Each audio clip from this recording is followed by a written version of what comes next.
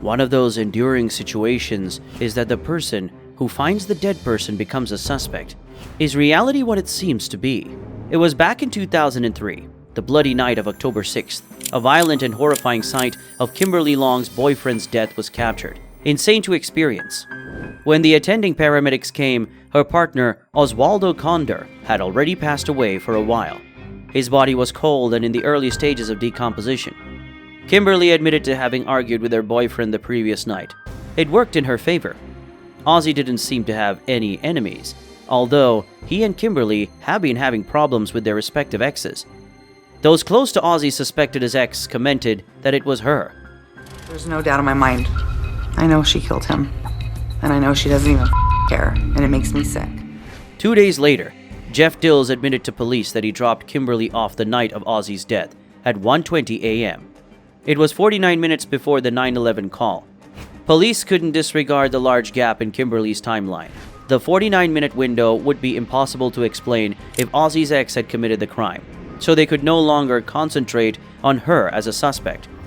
Kimberly claimed that Jeff was mistaken. Before being extensively questioned about his statement, Jeff passed away. Yet the trial in the Kimberly case went forward. Eventually, the jury declared her guilty. Judge Magger suggested that there was a lack of evidence. However, there was no way out for Kimberly. Considering all the evidence, the court finds it highly unlikely that the petitioner committed the crime. 11 years later, Kimberly made another appearance before Judge Maggers. This time, she proved her innocence thanks to forensic pathology evidence that Ozzy passed away before 1:20 a.m. Forensic evidence showed that the perpetrator would have had blood on them but did not. Also, there was unidentified male DNA present at the crime scene. His ex had also made phone calls threatening to kill both of them. It's November 30th, 2020. The California Supreme Court overturned Kim Long's murder conviction once and for all. Based upon the evidence, she's probably innocent.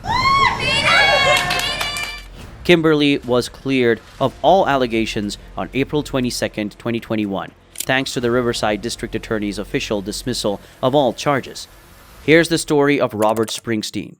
On December 6, 1991, just before midnight, firefighters were called to a fire at the Austin, Texas I Can't Believe It's Yogurt location. 4 girls, 17-year-old Eliza Thomas, 17-year-old Jennifer Harbison, 15-year-old Sarah Harbison, and 13-year-old Amy Ayers, were found dead in a back room. 4 young men were immediately the subject of suspicion.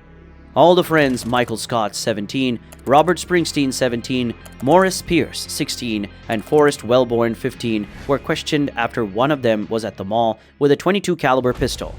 The victim had been shot with a .38 caliber weapon, while the other 3 were dead from gunfire. All of them were allowed to go after a ballistics analysis failed to connect the gun to the victim's bullets. In February 1998, there was a reinvestigation, and the police videotaped Scott confessing to the crime. This is one of the most significant things that ever happened in your life. That's what I keep trying to explain to you. If I was there and I partook in this, I would remember these things. And you do remember these things. No, I don't. He received a life sentence in prison when the Texas Court of Criminal Appeals concluded in 2006 that Scott's confession had been utilized unlawfully as evidence against him in violation of his 6th constitutional right to cross-examine witnesses.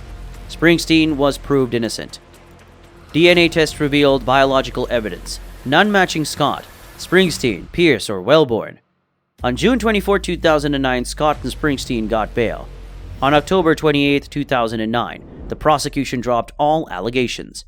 Second defendant, Robert Springsteen's case is being called this afternoon. Additionally, 4 pending capital murder indictments. The court has signed these dismissals in each of the causes against these 2 defendants, Michael Scott and Robert Springsteen. And with this, we've come to the end of this video. Thanks for watching. We'll see you in the next one.